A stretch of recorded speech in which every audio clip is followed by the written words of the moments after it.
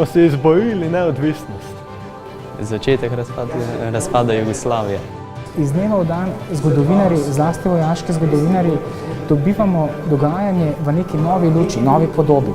Pomembno pa je zato, ker svoje odkritja, svoja vedenja, znanja širimo na mlajše generacije, da se zavedajo potem, da država ni bila kar tako podarjena, ampak se je bilo treba zelo potruditi, da lahko danes živimo v samostojni Republiki Sloveniji, ki pa je vendarle del evroatlantskih povezav, tako Evropske unije, kot tudi Severnoatlantskega zavezništva.